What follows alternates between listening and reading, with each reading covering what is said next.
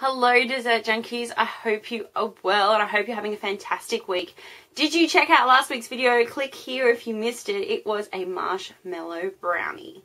Very healthy, very delicious, and I'm sure it's something that your personal trainer will thank me for making you eat. But anyway, this week's video is a wagon wheel slice. Now you're probably going, what's a wagon wheel? That's normally a thing that sits on a wagon. No, here in Australia we have these biscuits. They're called wagon wheels, and I think they have them in the UK. Forgive me if they have them where you live and I haven't mentioned it, but they essentially are a shortbread biscuit which is covered in jam, then marshmallow, and then covered in dark chocolate. So why not make all these awesome things into a slice? This is my wagon wheel slice.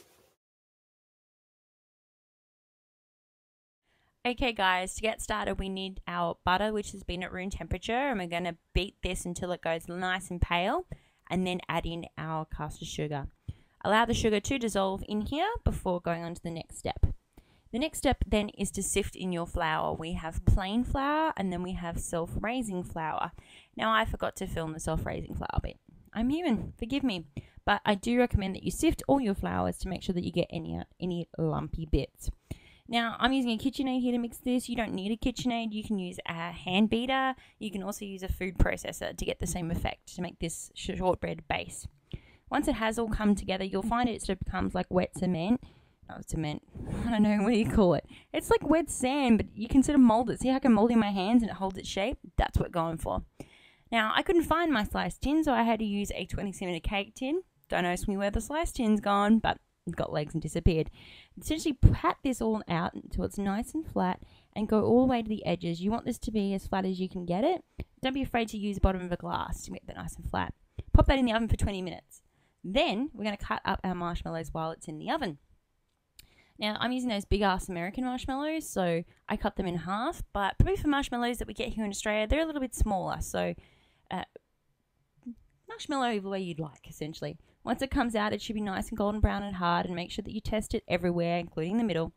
Then we want to add in our raspberry jam. I love raspberry jam. It so kicks ass after strawberry. I'm sorry, strawberry people, but raspberry kicks ass.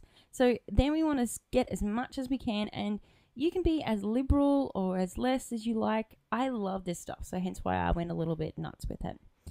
Once you've got it covered all over, then pop in your marshmallows. So essentially layer these marshmallows. Now leave a little bit of space in between because we're going to pop these back in the oven and allow the marshmallows to expand and melt. So they will fill up those gaps. Don't be too worried that you've got a bit too, the jam showing. It's all cool, man. It's all cool.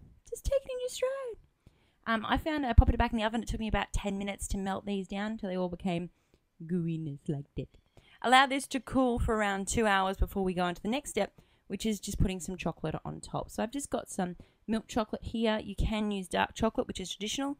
I thought I had some dark chocolate. Only had milk and some butter to make it ganache, and pour this over the top to allow it to set. Make sure that you keep this nice and even so that you've got a fair amount of chocolate for everyone. Place this in the fridge to allow it to cool, and then just slice it up to serve. I'm sure my workmates are going to love this one, and I hope you will too. Please let me know if you make it by commenting below or following us on Facebook, Twitter. Thank you so much for watching. Hit the subscribe button, and see you next Wednesday.